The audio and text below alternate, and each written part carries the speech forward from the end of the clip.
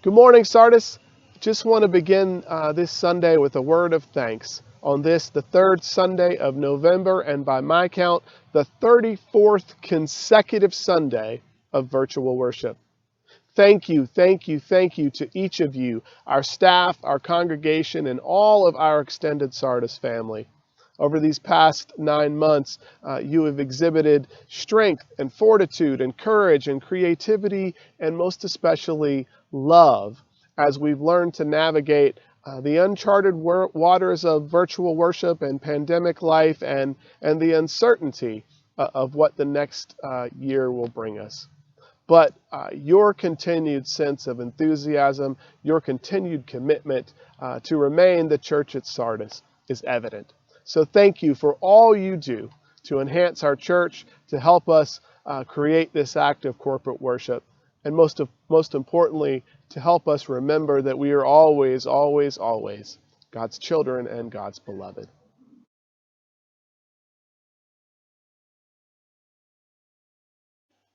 Our lesson this morning comes from Matthew's Gospel, chapter 25, verses 14 through 30. Hear now these good words. Jesus said, "For it is as if a man going on a journey summoned his slaves and entrusted his property to them. To one he gave 5 talents, to another 2, and to another 1, to each according to his ability. Then he went away. The one who had received the 5 talents went off at once and traded with them and made 5 more talents. In the same way, the one who had the 2 talents made 2 more talents. But the one who had received the 1 talent went off and dug a hole in the ground and hid his master's money. After a long time, the master of those slaves came and settled accounts with them. Then the one who had received the 5 talents came forward, bringing 5 more talents, saying, 'Master, you handed over to me 5 talents. See, I have made 5 more talents.' His master said to him, 'Well done, good and trustworthy slave. You have been trustworthy in a few things. I will put you in charge of many things. Enter into the joy of your master.' And the one with 2 talents also came forward, saying, 'Master, you handed over to me 2 talents. See, I have made 2 more talents.' His master said to him, 'Well done, good and trustworthy slave. You have been trustworthy in a few things. I will put you in charge of many things. Enter into the joy of your master.' Then the one who had received the 1 talent also came forward, saying, 'Master, I knew that you were a harsh man, reaping where you do not sow and gathering where you do not scatter seed. So I was afraid, and I went and I hid your talent in the ground. Here you have what is yours.' But his master replied, 'You wicked and lazy slave, you knew, did you, that I reap where I do not sow and gather where I did not scatter? Then you ought to have invested my money with the bankers, and on my return I would have received what was my own with interest. So take the talent from him and give it to the one with the 10 talents. For to all those who have, more will be given, and they will have an abundance. But from those who have nothing, even what they have will be taken away. As for this worthless slave, throw him into the outer darkness, where there will be weeping and gnashing of teeth.'" Sardis Baptist Church, this is the word of the Lord. Thanks be to God.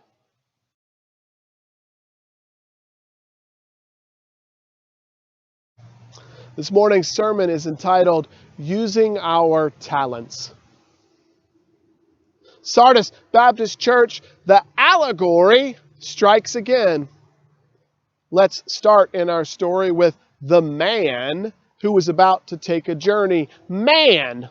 Here's a rather generous adjective to describe a slave owner, the very definition in 2020 of all that is inhumane. But anyway, this man, or this master, is supposed to be Jesus. And then we have the 3 slaves to whom the man entrusts his property, and they are supposed to represent the disciples. The properties are God's mission or God's desire for God's world. The journey is the distance from the right now until Christ's return. The rewards and punishment are the eschatological returns on investment. Those who have more in this arrangement keep getting more, keep thriving, and those who have less or do less keep losing and will eventually be met with darkness. And just like in last week's text, if we play out this allegory, the righteous line up to align themselves with the haves, and they find a way to assign those they deem unrighteous with the have-nots. And just like last week, the God of creation, the God of justice and salvation and grace is shoehorned into the story in order to justify the inequitable politics and economics of the current system. Frankly, I don't have the energy this morning to contort the kingdom of God into a working plantation. But nor do I have the energy to convince each of you why it's not one. God doesn't own anyone. God doesn't expel anyone. God doesn't run a commodities exchange. People, powerful people, conjure up images of God in roles like master and warden and broker in order to perpetuate the myth of their power. But the truth, Sardis Baptist Church, is this: God is love. God is love, love, love, love. And nothing in this parable, nothing in our sacred text, nothing in this world can or ever will change the certainty and finality of God's love for creation. I want to encourage you to hang on to this truth as you read sacred text, today's text, or any text that you encounter. I think that the truth of God's love is a much better tool for us than allegory. Because if we hold on to the truth and the certainty of God's love, it's not God that we need to litigate. It's the systems that claim to represent God that need litigating. So there were 15 talents distributed in this morning's text. I think it's fair to say that if you had 10 or 5 or 2 or even 1 talent, you would have the resources to accomplish just about anything you'd ever wanted to. Imagine a blank check so big that you could start your own business, a check so big that you could finally renovate that property, that you could fund a grant to support your favorite charity, that you could have a transformative impact on your community. So we hear this story and our initial reaction is to chastise the person that is afraid to fail. God has given this person every resource to succeed, and yet he or she is paralyzed by fear. And this fear is not met with empathy, but is instead met with punishment and alienation.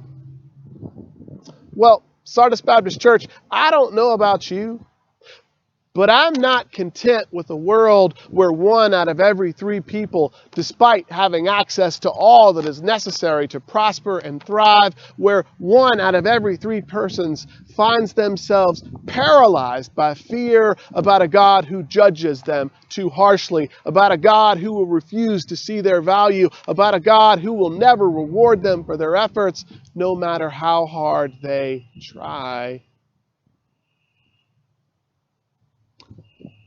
In my experience, I don't think there's anything wrong with God.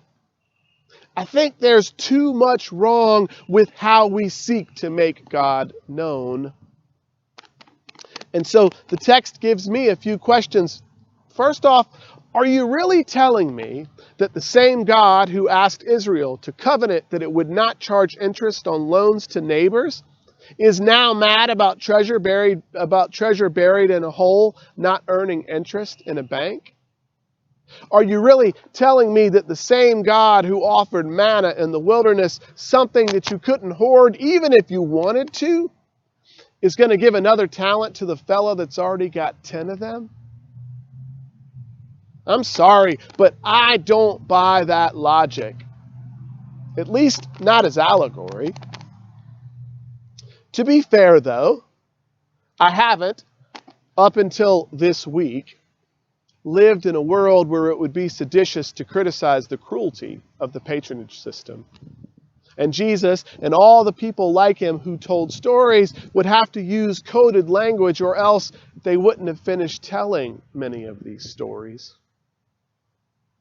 So, if I was a wealthy landowner, a man, or an inhuman by 2020 standards, if I was a wealthy landowner, I would most likely be delighted to hear stories spun about laborers and servants and slaves who double my investments and who fear my retribution and who confuse my power for generosity.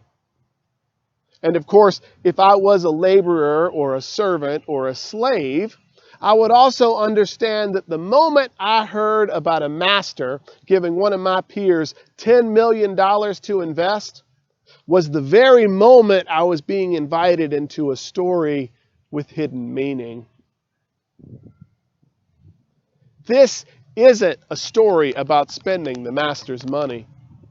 This is a story about belonging to a creator who operates a benevolent world. When we, as God's children, do well, there's not a limit to our happiness and abundance. God expands the avenues to use our gifts and open new possibilities.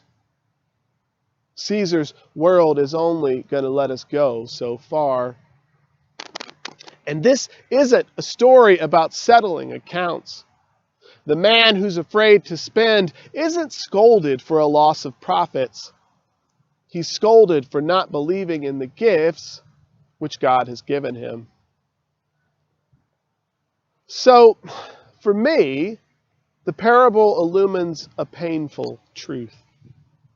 Despite my personal knowledge of God, despite my personal sense of affirmation and encouragement and investment opportunities received from God, there are too many other neighbors in our world who are sitting on buried treasures. We have too many neighbors who cannot see a future full of possibilities, who cannot see their own lives as fertile investments in God's world. Maybe it's grief, maybe it's addiction, maybe it's being told no too many times. Maybe it's hearing too many false stories of a retributive, zapping God. Maybe it's not having access to the things God seeks to grant each of us freely, but Caesar fails to distribute. Clean air and clean water, nutritious food, shelter, companionship, value, humanity, dignity, good health. Maybe it's all of these things. But that hurt and that pain and that systemic failure must be addressed. Clearly in Matthew's gospel, the telling of this story doesn't have a clean ending. The fearful servant, actually called lazy, is alienated and cast into darkness. And we don't leave this story with a really good resolution. We're still left 2/3 whole. And I'm sorry, Sardis, but I don't round 66% to 100.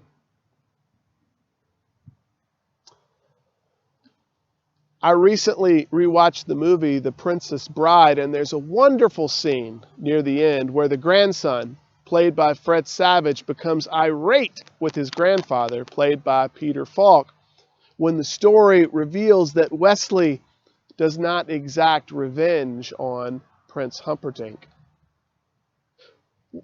What do you mean the prince lives? The grandson says.